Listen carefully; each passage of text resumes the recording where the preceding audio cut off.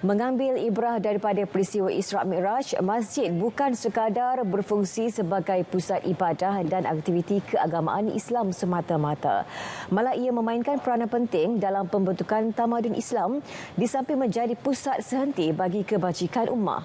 Wartawan JAKIM Fadilina Izhar menyediakan laporan ini. Silakan.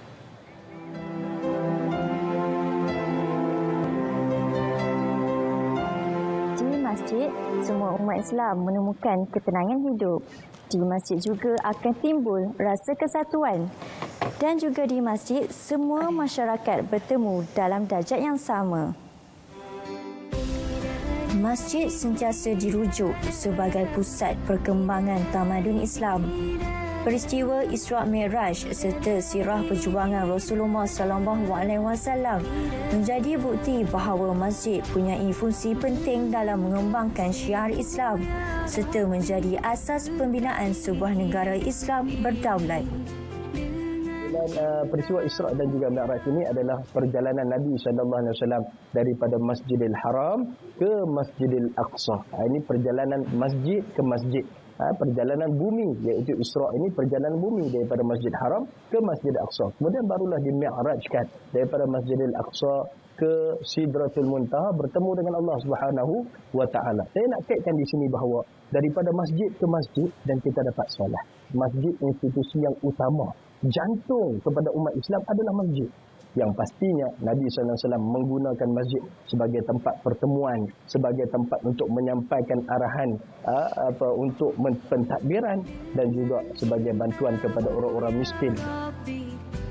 Institusi masjid bukan sekadar tempat beribadah, malah sebagai pusat kegiatan keilmuan, dakwah dan aktiviti masyarakat. Melihat kepada kejayaan fungsi masjid pada zaman Rasulullah SAW, peranan dan fungsi masjid di seluruh negara perlu diperkasa secara optimum bagi memenuhi keperluan masyarakat Islam.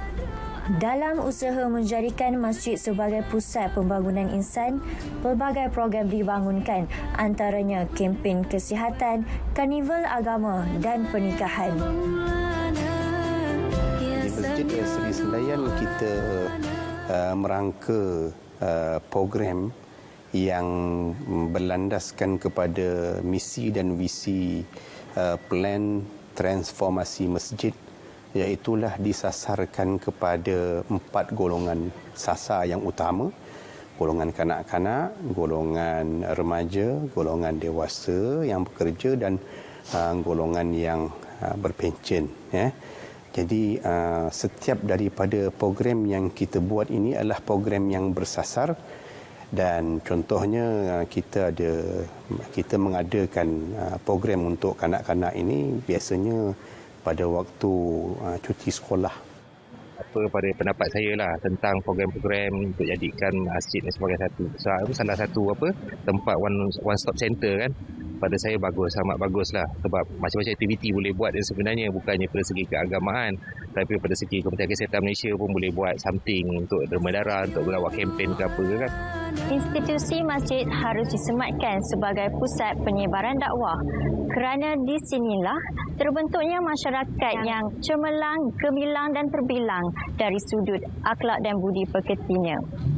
Salam Isra' Mi'raj, Fadilina Izhar, laporan JAKIM untuk RTM.